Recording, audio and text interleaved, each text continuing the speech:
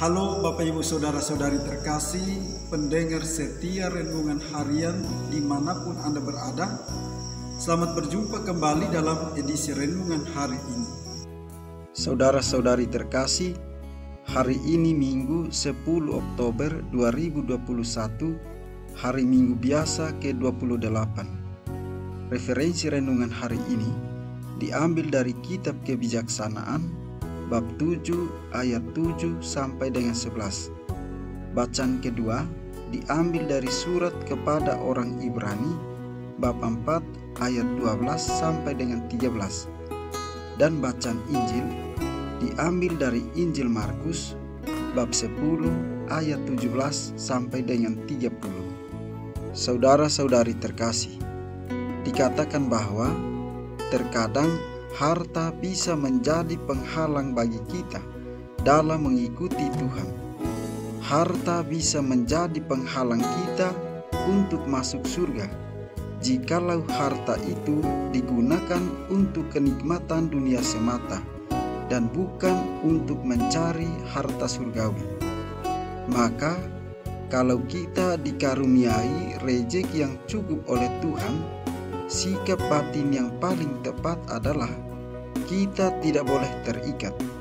Jangan sampai bersikap seakan-akan harta itu akan kita bawa saat mati.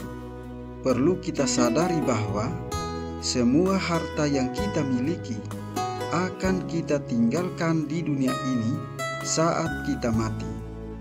Saudara-saudari terkasih, bacaan pertama mengisahkan tentang Salomo yang berdoa memohon kepada Tuhan supaya diberi kebijaksanaan.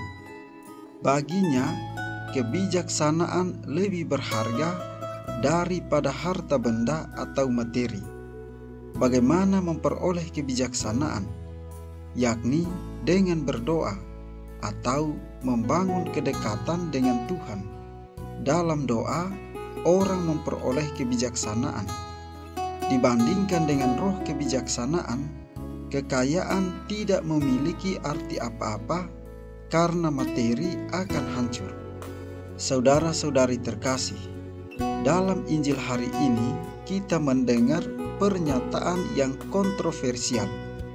Alangkah sukarnya orang kaya masuk dalam kerajaan surga. Lebih mudah seekor unta melewati lubang jarum.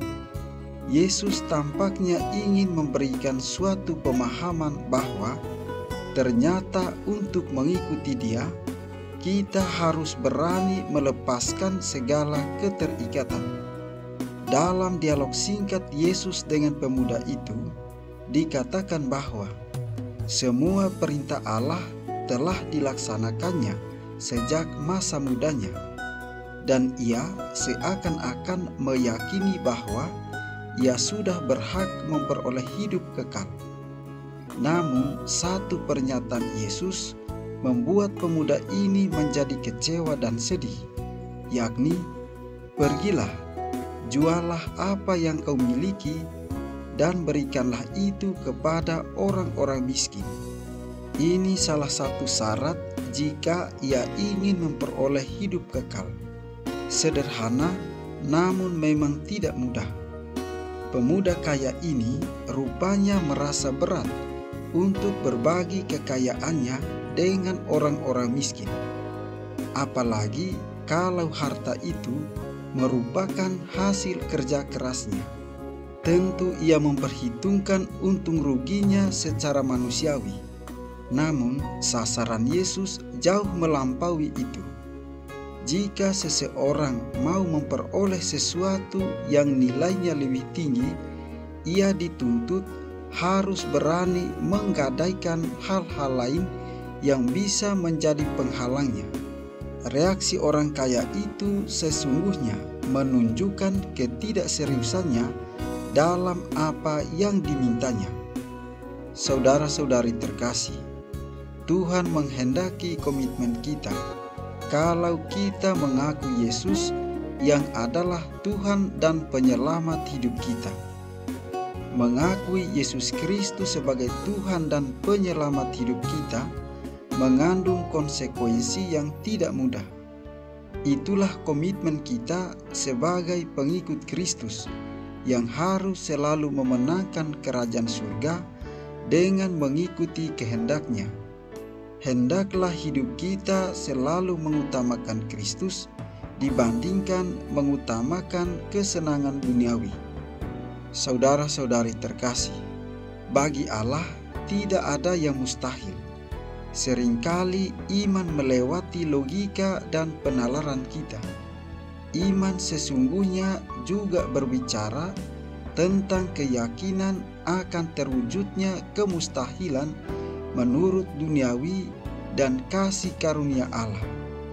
Namun, bila orang memiliki iman yang dalam, maka tidak ada kemustahilan tersebut.